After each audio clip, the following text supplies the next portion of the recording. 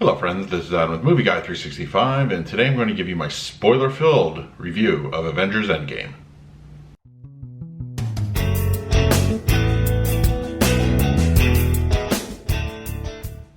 If you're new to the channel, please hit that like button, subscribe, hit that bell notification. I put out videos daily. You can also find me over Twitter and Instagram at Movie Guy 365.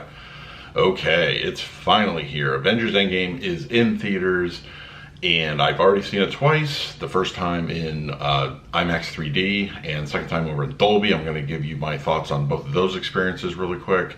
And then just a warning, this will be a spoiler-filled review. So if you haven't seen the movie, you don't want to be spoiled, just go ahead and just come back later when you've seen it and check it out. So this whole thing is going to be about spoilers. So from pretty much this point on, it's going to be spoiler, spoiler, spoiler. So just, a little warning right across the screen right now. Spoilers.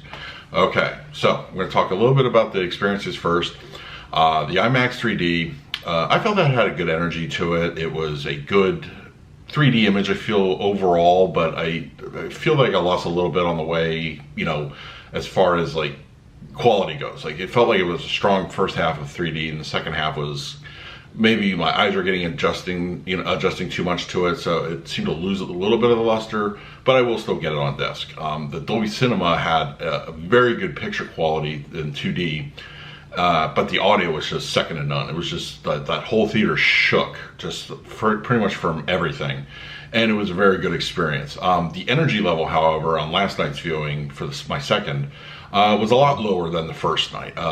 The crowd, yes, they kind of clapped at the good moments, but overall it just felt like less. Like, it was very just not as good as the night before. It's not that I want like constant chattering or talking or anything. Me, I don't like that, but it just felt like it was stronger the first night. It just felt like there were more real fans there that were just like excited to be there. And then last night was just like, okay, it might have even been a mixture of people that have seen it like me, went already for the second viewing. But overall, good experiences on both. I think I prefer the Dolby 2D in this one, but I'm going to, of course, do an A/B comparison on the 3D and the 2D when we get to disc reviews in the near future. So look for those videos. All right, so my thoughts on Avengers Endgame, as I've been anticipating this for years. It was a wonderfully made movie. It's strong. It's a strong finish to this era of the Marvel Cinematic Universe. There's a lot of potential going forward. But overall, it's a lot to take in, because this movie is all about payoffs. It's all, everything gets paid off in one form or another. They make callbacks to several movies like Thor: The Dark World, the original Avengers. In a way, it feels like they legitimized Thor: The Dark World, which, even though I feel it's not the strongest movie in the Marvel Cinematic Universe, I still go back to it every once in a while. I think this movie might make some people go back to that one. It's not a horrible movie. It's just misguided in a few things, but it does have like key information that you need as far as the Marvel Universe goes forward. I loved the cameos in this film. Everything from Alexander Pierce, played by Robert Redford. I was stunned to see him in this movie. I kind of figured Michael Douglas was going to pop up, and he did. I liked his little role. Like it's basically a cameo, but I loved and I loved seeing the original Ant-Man helmet prop in the office in the 1970 sequence. It was just pretty awesome, honestly. Just it's just, there's a lot of good stuff here. I'm going to talk a little bit about things I loved and things I kind of didn't love, but I liked less. Because I didn't hate anything in this movie at all. In fact, I just enjoyed the hell out of it that much more. Of course, the big one is Captain Mjolnir. I kind of suspected that was going to happen. In fact, the sense that I not knew it was going to happen, but I kind of suspected too much, it kind of gave it away. When they're fighting, when the three are fighting Thanos, when it's Thor, Iron Man, and Captain America, and they kind of linger on Mjolnir for a shot, I'm like, here it comes. Like, I kind of saw it coming. That was one of the biggest pops in the theater, honestly. And I would, in both theaters that I saw it in. It was a good moment. I was very satisfied with it. Things, the Avengers Assemble sequence. When you have it reminded me a lot of that end fight of Ready Player One, where you have all the, people from the Oasis fighting against, the corporation there. very similar. Actually, it's almost, you know, identical. I feel in a lot of ways, you know, it was like a good, just like huge payoff. You know, there's even little, like, if you got to freeze frame and catch them, like little appearances here and there. I saw Howard the Duck when he was coming out of one of Strange's portals. They didn't go to him like in a single shot or anything, but he was there. You know, so it's gonna be one of those when you get it on disc, you can freeze frame it and just, like, you know, scroll through. That was an amazing sequence. Honestly, I was, for that last hour, as soon as Thanos attacked the Avengers compound, the rest of the movie, the hairs on my arms were standing up. Like, I was just so excited with what I was about to see on screen, and, you know, just it was so awesome. Like, I could do a whole video just on that sequence, and I may do that, I don't know. But another thing I liked, and this I'm going to put under a like, and also I liked a little less. He's being referred to as Fat Thor.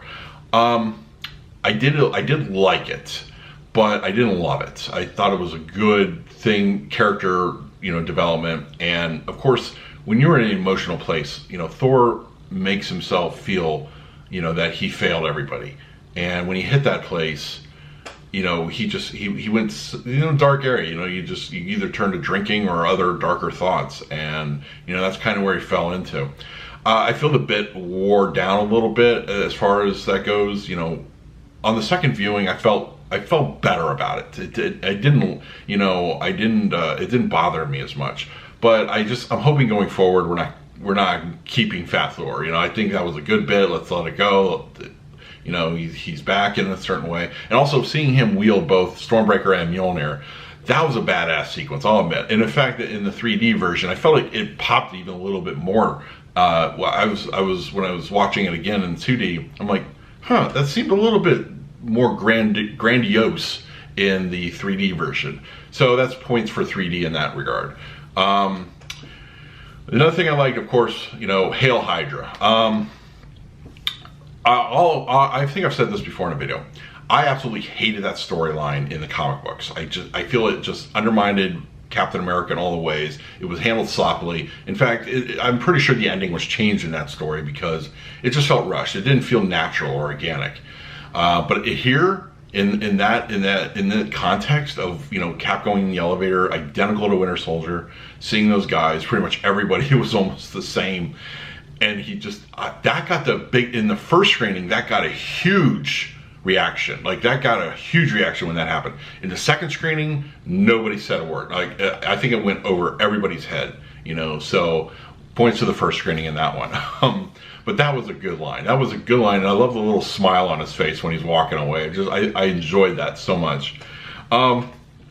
Loki. I guess there's pretty solid evidence suggesting he's out there now. Like, he's alive. He is, you know, when they were trying to procure the Space Stone, and then, of course, he grabs it and just vanishes.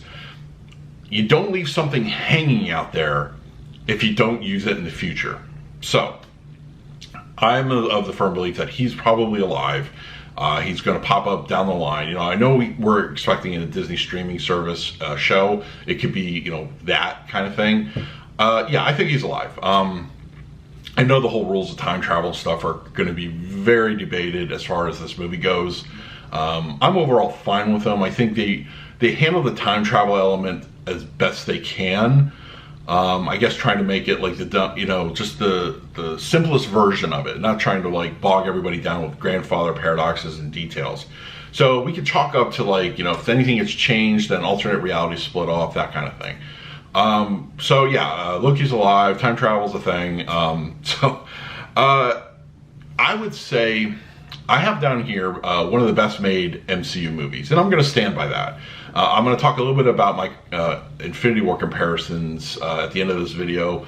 I feel that there was a lot of care in this one. It really felt like a Spielberg type of movie, like when he was doing Ready Player One. I know I used that analogy before, but I feel that was it's a good comparison. It's like Spielberg when he's having fun kind of movie. I felt that this was Russo brothers having fun kind of movie. some of the things I didn't particularly love, once again, I mentioned Fat Thor. It did wear on a little bit longer than it should have. But of course, I came around more in the second viewing on that. So, let's talk about the girl moment. So this seems to be another thing that a lot of people are going to. So there's a moment in the final battle when, you got like all the women together and they kind of like band together to stop Thanos. I didn't mind the moment, honestly. Like, I know a lot of people are like, oh, this was forced, kind of thing. In a certain vein, I kind of agree. It didn't feel organic. So this battle's happening, they're trying to stop Thanos from getting a hold of the gauntlet, and just so happened that all the women are there. Whereas like 10 seconds earlier, this one's over here, this one's over there, it didn't feel that, I think it was not natural. I didn't mind the sequence, that's the thing, but if they had something leading up, even just a transitional scene, and then like, maybe they showed a couple of them over here, and they're like, oh my gosh, she needs help or something, like, oh, let's go, and then they showed that scene, I would have been 100% perfect with it. It just didn't feel organic to me. That's my only complaint about it. I actually did dig, them kicking his ass for a second. Captain Marvel, I felt was fine. Her personality, I don't know, if you're a fan of the comic book, her personality is very difficult to pin down. And it's a lot like kind of what you see on the screen, especially this movie. I trust the Russo brothers enough to know that they took what they knew knowledge-wise, and it didn't let the actress or somebody else dictate how she was supposed to act. Yeah, I do feel that the Captain Marvel character is, from what we've seen, she's got a lot of power. But that's a direct result from being, near Infinity Stone. Wanda, the Scarlet Witch, also incredibly powerful, but I feel they do a better job of dialing back her power a little bit, just enough. But, Brie Larson's Captain Marvel still has, I think, a little bit we have to figure out what her power set is exactly. It wasn't unlike what we saw in Captain Marvel, she's taking out ships. Why would Thanos' ship be any different? So her crashing through the ship, it made complete sense to me. So I had no problems with that. So I likened this movie to being like Christmas Day for me. So imagine Christmas Day, and before that you write Santa your Christmas list and you put 10 items down on the list. This movie gave me 9 of those items, and I'm perfectly satisfied with that. But the one item I feel that we kind of got shortchanged on a little bit was we didn't get a good Hulk versus Thanos rematch. That was disappointing to me. I think considering what happened at the first one, we kind of needed that. I know that the whole thing with him putting on the gauntlet and having that ability to do so and reverse everything that happened was a big moment for the Hulk. The Hulk was a big part of this movie. But I do feel that he was not used to his strength.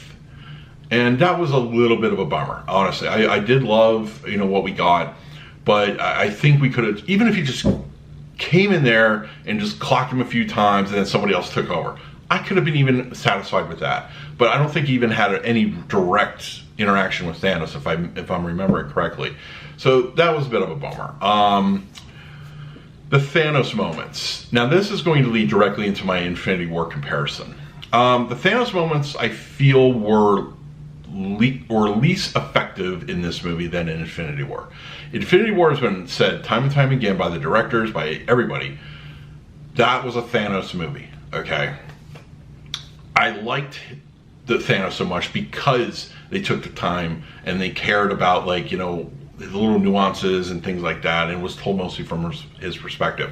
This was definitely not told from his perspective. It was told we are in the Avengers shoes for the entire movie, but he came off a little too two-dimensional in this one. Don't get me wrong, I love Brolin, I love what he did, I don't fault him at all. I just, in the first one, it's like, okay, he's got all these things he's doing, and he's kind of, we're kind of understand to that point, and there's emotion and stuff. This one, he was straight up villain. I know it was 2014 version of Thanos, I get that, but his moments of that should not just be like a 5-year thing that happened, like, oh, 5 years ago, now all of a sudden I'm feeling bad, I have to do this, but I'm doing this. He was just like he's almost twirling the mustache a little bit in this. So I love the character, but I feel that his character development kind of went out a little bit in this one. Yeah, I know Infinity War is supposed to answer those, questions about him, but it just, when you're messing with time travel, people like me and, some fans are going to be like, well, what happened, to sparing the half the universe, that kind of thing. Now you're like, oh, I'm just going to destroy it all, and it just got a little too extreme, and I get it. I get, you kind of have to make sacrifices and that kind of thing. Yeah, those are pretty much my all my favorite moments, my thoughts on Avengers Endgame. I still stand by my 9.5 out of 10. I'm still trying to figure out which is the better movie, Avengers Infinity War or Endgame. Endgame has way more payoff, but I think I like the somewhat intimacy of Infinity War a little bit more. There were a lot more characters going on. We got so many great moments in both movies. But I think, as far as going back to, it's going to be one of those things where you're going to have to watch both in a row. It's not going to be like, oh, I feel like an Infinity War kind of day. But I don't know. That's probably a topic for another video. So thank you for sticking around. So my takeaway is absolutely see this movie. It's going to have a huge box office opening. I'm going to cover those numbers also in a future video. But let me know in the comments. Go ahead and feel free to add spoilers. What was your favorite moment in Avengers Endgame? Let me know. In the meantime, please like, subscribe, hit that bell notification, and put out videos daily. So until next time, this is Adam with Movie Guy 365. I will